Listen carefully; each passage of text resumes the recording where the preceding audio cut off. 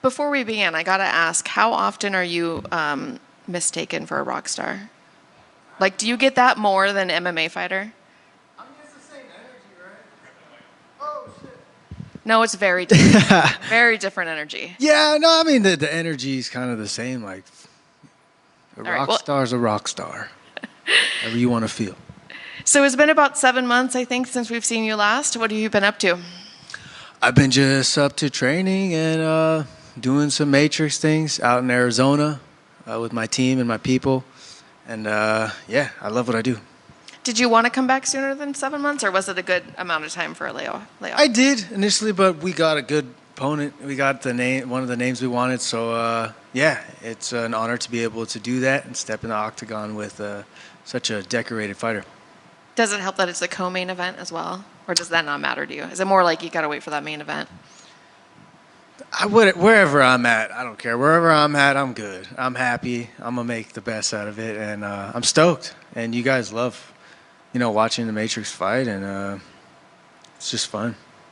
I know you already spoke a little bit about Rob, but what were your first thoughts when you got that call for him? The thing is, the sport is personal, but it's also not that personal, and you got to think about it like there's a lot of different names in the division, but these guys are all just dudes in the way, different opponents, and it's different styles. And watching a fight style like mine match up against certain styles, that's where the fun is in watching the fights. So whoever it is, but this guy's in the way, and I got to get through him. So how do you see yourself matching up against him? I see myself matching up very well against anybody in the division, just because of my elusiveness and able to adapt on the fly at any given moment, but still have that basis of a strong fighter. I know everybody says they prepare for the full 3 rounds, but is this a fight where you actually anticipate it being a 3-round war?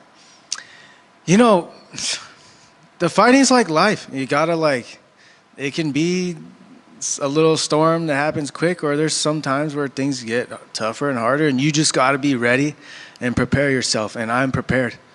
I will get that win.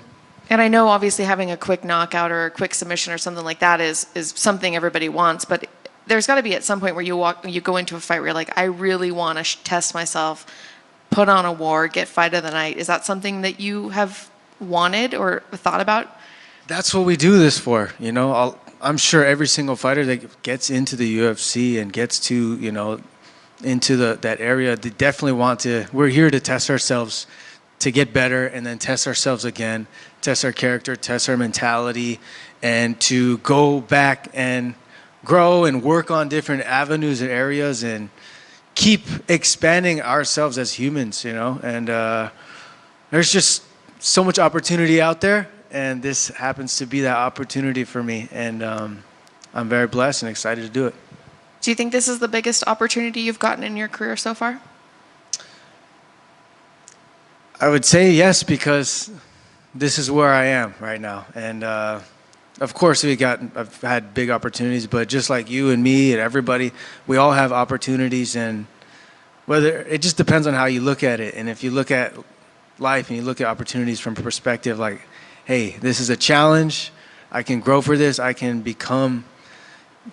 put yourself in a situation to level up, and then those are going to be the things that's going to help prepare you for the future.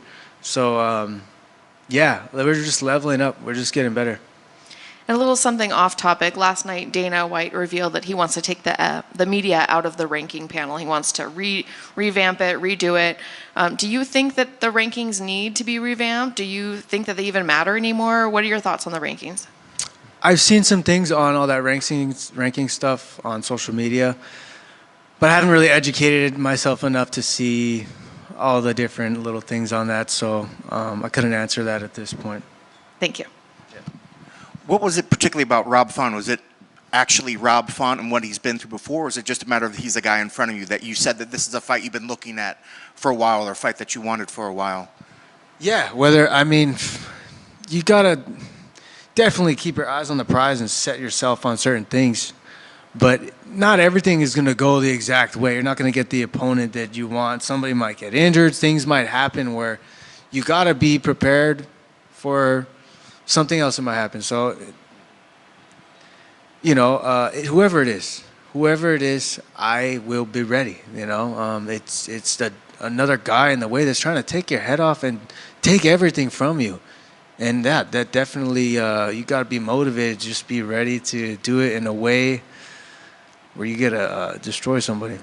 And we've definitely seen a lot of his fights where they end up bloodied, banged up, stand in the middle. And I'm sure is that the kind of fight that you're prepared for, that you believe that this fight will kind of morph into one of these battles in the middle of the octagon to see whose will lasts longer? At the end of the day, it's a war. It's a fight, right? But there's many different ways that these fights can go. And to be too set on one idea it's too amateur to think like that. So as a professional, there's just so many ways that I can win, and I'm just going to be ready to get that win. And I believe right now he's ahead of you in the UFC rankings. But when you look at the odds makers have you as a pretty hefty favorite over him.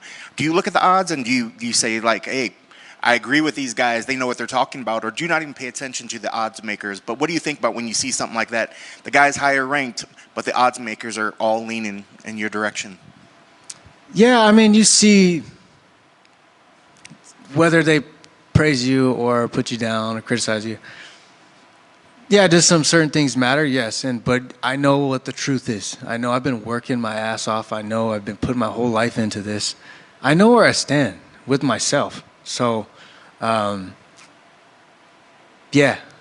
that's all what I look at about. And I look at the rankings and stuff too, and what certain people say. And it's cool to get, likes and comments from things, but can't get a little bit too tied into that because you know yourself. It's true.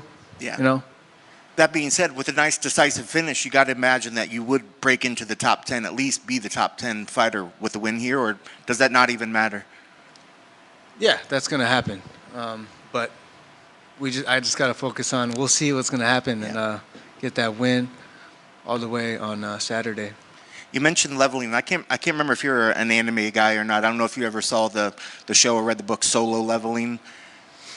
Solo leveling? What is that? Yeah, what's an anime? But it's a guy that's obsessed with leveling up, but his power goes through the roof. But I just didn't know if you were the kind of guy that did the anime thing or anything. But regardless, your keys to the victory. What needs to happen to make sure you get your arms raised on Saturday? You guys, yeah, you will see.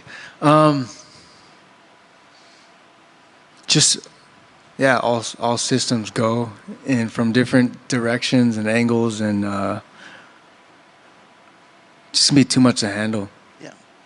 With that first face you made, it looked like you got something in store for us. You got something planned big for this fight that you've been preparing for?